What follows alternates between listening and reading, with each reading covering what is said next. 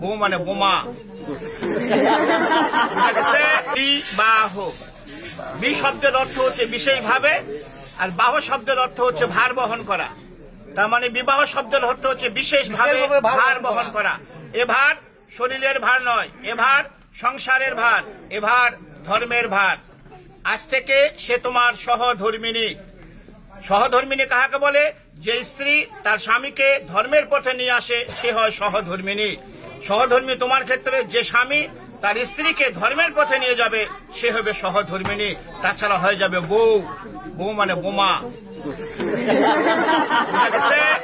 সুতরাং সহধর্মিনী যেভাবে হয় সে কাজটা করতে হবে।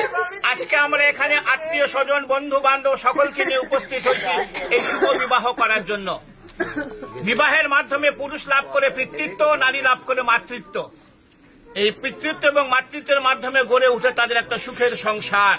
পিতামাতা, ভাই বোন, আত্মীয় স্বজন, বন্ধু বান্ধব সকলকে নিয়ে একসাথে থাকার তারা সংকল্প করে এই বিবাহের মাধ্যমে। মানুষের জন্ম থেকে মৃত্যু পর্যন্ত 10টি মাঙ্গলিক কর্ম আছে, তার মধ্যে বিবাহ হচ্ছে সর্বশ্রেষ্ঠ। এই বিবাহ এখন সবসময় যারা বিবাহ করছেন তারা জানে স্ত্রী সবসময় স্বামীর বাম দিকে থাকবে। এখনো কিন্তু বাম দিকে যায় নাই, আছে কোন দিকে? ডান দিকে। তুমি পারতিপক্ষে চেষ্টা করবা সবসময় একে বাম দিকে রাখার, চলাফেরা করার জন্য। এটা ব্রাহ্মণ হিসাবে আমার উপদেশ। কেন? বাম দিকে রাখলে আমার মতন একজন ব্রাহ্মণ দেখলে মনে করবে এটা তোমার স্ত্রী। ডান দিকে রাখলে আমি ভাবি বোন, অন্য কিছু মনে করতে পারি। যেখানে সম্ভব সেখানে এই কাজটা করতে হবে, সম্ভব যেখানে নয় সেখানে করার দরকার নাই। তাহলে ঘটনা হলে এ তোমাকে বাম দিকে যাবে, কিন্তু শাস্ত্রের বিধান অনুসারে 7টি শর্ত আছে, যাকে বলা হচ্ছে সপ্তপদীর 7টা শর্ত। সহজ কথায় সপ্তবচন। তো এই ধর্ম, এই শাস্ত্রের কথা জানে না। আমি এর পক্ষ হয়ে আমি এই কথাগুলো এতগুলো লোকের সামনে তোমাকে বলবো। তুমি রাজি থাকলে হ্যাঁ বলবা। হ্যাঁ অবশ্যই বলতে হবে, বিয়ে করতে চলে আসছি সে, তাহলে সে তোমার বাম দিকে যাবে। তোর ভয়ের কিছু নাই, তোমারও 5টা শর্ত আছে। তখন তোমার 5টা শর্ত এ যদি মেনে নেয় তখন তুমি একে বাম দিকে নিবে, তাছাড়া নেওয়ার দরকার নাই। এখানে প্রশ্ন আসতে পারে যে এর 7টা ওর 5টা কেন? প্রশ্ন আসতে পারে। নারী হচ্ছে শক্তি। একটা পুরুষের জীবনে নারী হচ্ছে শক্তি। যে পুরুষের জীবনে নারী থাকবে না সে পুরুষের জীবনে কোনো শক্তি নাই। তুমি পূর্ব দিকে তাকিয়ে দেখো, লক্ষ্মী নারায়ণ, রাধা কৃষ্ণ, পার্বতী, শিব, সবাই প্লিজ এরা সবাই হচ্ছে নারীকে নিয়ে চলছে। নারী হচ্ছে শক্তি, মায়ের জাত। এই জন্য আমরা এনাদেরকে সম্মান করি বলে এদেরকে সবসময় উপরের দিকে রাখি। তাহলে এখন এর যে 7টা শর্ত আছে আমি তোমাকে আগে হিন্দিতে বলবো, আমি যেহেতু হিন্দিতে বলবো এবং পরে বাংলায় বুঝিয়ে দেবো। তুমি রাজি থাকলে এবং এমন জোরে হা বলবো আমরা তখন সকলে শুনতে পারি। ক্লিয়ার? বলছে প্রথমে, হে পতি বা হে স্বামী, তীর্থ যাত্রা, व्रत उद्यापन, यज्ञ दान, पूजा पर्वन, उपवास इत्यादि शुभ कर्मों मेरे साथ लेकर करोगे तो मैं आपके बाम भाग में जाऊं। बोलছে হে পত্নী বা হে স্বামী, আজ থেকে যদি কোনো তীর্থ যাত্রা, ব্রত উদ্যাপন, যজ্ঞ দান, পূজা পার্বণ, উপবাস ইত্যাদি শুভ কর্ম একে সঙ্গে নিয়ে করো, তাহলে সে তোমার বাম দিকে যাবে, তাছাড়া নয়। কারণ সে গোত্রান্তর হয়ে তোমার গোত্রে চলে গেছে। রাজি কি রাজি নয়? राजी। द्वितीय, होम यज्ञ आदि करके देव को पूजन तथा श्रद्धा तर्पण आदि में पितरों में मेरे साथ लेकर पूजन करोगी, मैं तो आपके बाम भाग में जाऊं। बोलছে হোম যজ্ঞ আদি, হোম যজ্ঞ আদি করে যদি কোনো দান করতে চাও এবং তথা শ্রদ্ধা তর্পণ, অর্থাৎ আমাদের মহালয়া যে হয় না, পিতৃপুরুষের নামে পূর্বপুরুষের নামে জল দিতে হয়, তিল তর্পণ করতে হয়। এই পূর্বপুরুষ যেহেতু সে গোত্রান্তর হয়ে তোমার গোত্রে গেল, এখন তোমার বাসায় যদি এই বিধানটা থাকে তাহলে একে সঙ্গে নিয়ে তোমাকে করতে হবে, তাহলে সে তোমার বাম দিকে যাবে, তাছাড়া নয়। राजी। तृतीय, कुटुंब के रक्षा करो, अतिथि आप्यायन करो और घर में गौ महिष पशु रखो, फिर उनको पालन करो, संसार धर्म में रत रहो, मैं तो आपके बाम भाग में जाऊं। बोलছে কুটুমকে রক্ষা করো, মানে অতিথি আপ্যায়ন করো। অতিথি হচ্ছে নারায়ণ। বাসায় যদি তোমার সম্ভব হয় গরু মহিষ এগুলো পালন করতে চাও এবং সংসার ধর্মের মধ্যে যদি রত থাকতে চাও, তাহলে সে তোমার বাম দিকে যাবে, তাছাড়া নয়। राजी। चौथे ভালো করে শুনবা, धन धान्य आदि के खर्च करो, दूसरे के घर में रखो, तो मेरे साथ पूछ के करोगे तो मैं आपके भाम भांग पे जाओ। এতদিন যা করেছি এখন থেকে ধন ধান্য আদিকে খরচ করে ইচ্ছা মতন আর খরচ করা যাবে না। दूसरे के घर में रखो, অন্যকে যদি বাসায় রাখতে চাও, অন্য যে কোনো হোক, কোনো কাজের লোক হোক তোমার, যে তাহলে এর সঙ্গে একটু পরামর্শ করে তাহলে তোমাকে রাখতে হবে, তাছাড়া নয়। राजी। पांचवे, मंदिर बगीचा घर तालाब इत्यादि बनाओ, बना के तथा उसके रखा करो तो मैं आपके बांग भाग में जाओ। भगवान যদি কোনো সময় কৃপা করে তুমি মন্দির বানাও, বাগিচা বানাও, ঘর বানাও এবং বানানে শুরু হবে না, ওদেরকে রক্ষা করো, তাহলে সে তোমার এগুলো পরামর্শগুলো তার সঙ্গে একটু করতে হবে, কারণ সে হয়ে যাবে সহধর্মিণী। তার মানে তার সঙ্গে একটু পরামর্শ করে এই কাজগুলো করতে হবে, তাহলে সে তোমার বাম দিকে যাবে, তাছাড়া নয়। রাজি। এখন এই দুটো ভালো করে শুনবা। परदेश में यह अपना देश में व्यवसाय वाणिज्य चाकरी कृषि काज करके कमा कर लाओ और मेरे संपूर्ण भरण पोषण करो, मेरे बाबा माँ भाई बहन आत्मीय सज्जन के सम्मान करो तो मैं आपके बाम भाग में जाऊं। निजे देश হোক বিদেশ হোক, যার যে কর্ম ব্যবসা বাণিজ্য চাকরি কৃষি কাজ করে ইনকাম করে এনে এর সম্পূর্ণ ভরণ পোষণ তোমাকে করতে হবে।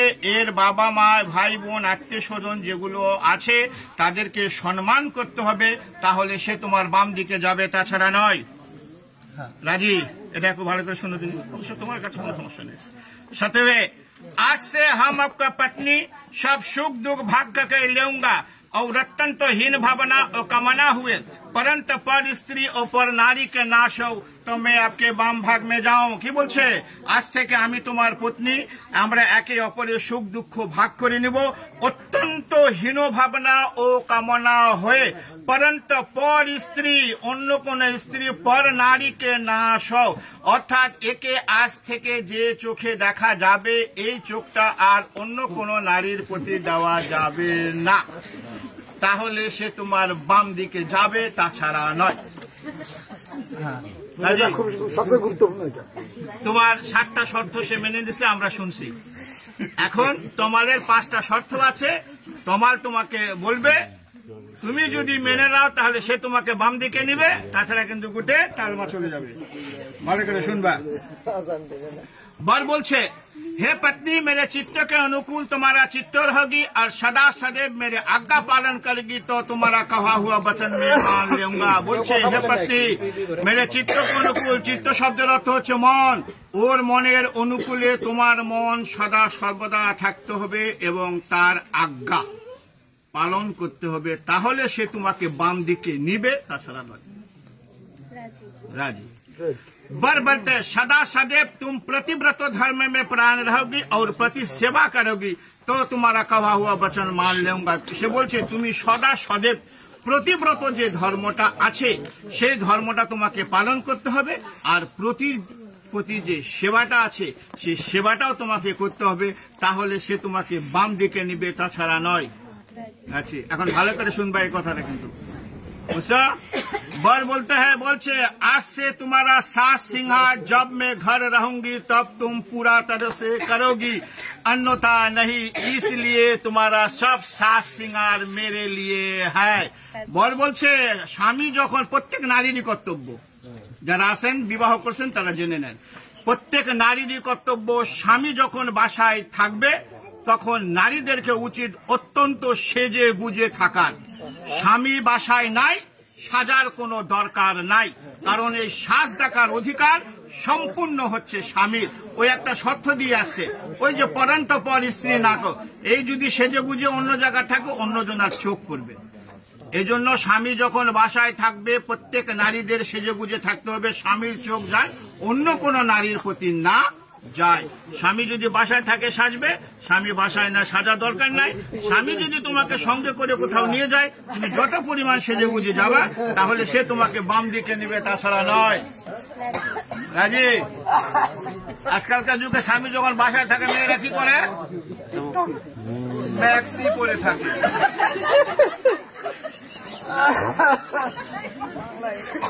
4 नंबर और बोलছে, मेरे घर में मेरे बाबा माँ, सुनते को सुनबा, मेरे घर में मेरे बाबा माँ भाई बहन भाभी जी है, उसके सच आज्ञा पालन में तत्परायण रहोगी और मेरा बाबा माँ के सेवा करेगी तो तुम्हारा कहा हुआ वचन मान लूंगा। বলিছে তুমি এই পরিবারে 20 বছর 22 বছর 24 বছরের পিতামাতা ইনারা, আমি ইনাদেরকে ভুলতে বলিনি। এই পিতামাতাকে যেভাবে ভালোবাসছো এর চেয়ে দ্বিগুণ ভালোবাসা দিয়ে ওর যে পিতা মাতা ভাই বোন ভাবি আছে ওদেরকে ভালোবাসতে হবে, ওদের সচাজ্ঞা অর্থাৎ সত্য উপদেশ পালন করতে হবে এবং মেরা বাবা মা ওর যে বাবা মা আছে তাদেরকে সেবা করতে হবে, তাহলে সে তোমাকে বাম দিকে নিবে, তাছাড়া নয়। রাজি। সর্বশেষ बोलते मेरे घर में जो देवता पितर है उसके सवेरे नहाकर पूजन मार्जन तुमको करना पड़ेगी और मेरे संसार रखा करोगी, मान सम्मान देकर रहोगी तो तुम्हारा कहा हुआ वचन मान लूंगा। বলছে আমার বাসায় যে মন্দির আছে, প্রত্যেকটা সনাতন ধর্মের বাসায় একটা ছোট্ট গৃহ মন্দির আছে, এই মন্দিরে সকালে উঠে স্নান করে পূজন মাজন অর্থাৎ পূজা পার্বণ তোমাকে করতে হবে, ওর সংসার রক্ষা করতে হবে। তুমি শর্ত দিয়ে আসছো ধন ধান্য আদিকে খরচ করো, ওই খরচ করবে না, এখন তোমাকে টাকা এনে দিবে, তুমি ইচ্ছা মতন খরচ করবা, তা কিন্তু কার হবে না। ওর সংসার রক্ষা করতে হবে, ওর মান সম্মান দিয়ে রক্ষা করতে, ওই যে শর্ত আগে দিয়ে আসছে মান সম্মান দিয়ে থাকতে হবে। তুমি সেজে গুজে আসো, আমি যাই বললাম যে তোমার বউকে তোমার দেখলাম খুব সাজে গুজে আসে, মান সম্মানের একটা হানি হবে। অর্থাৎ মান সম্মান রেখে রहोगी तो तुम्हारा कहा हुआ वचन में मान लूंगा।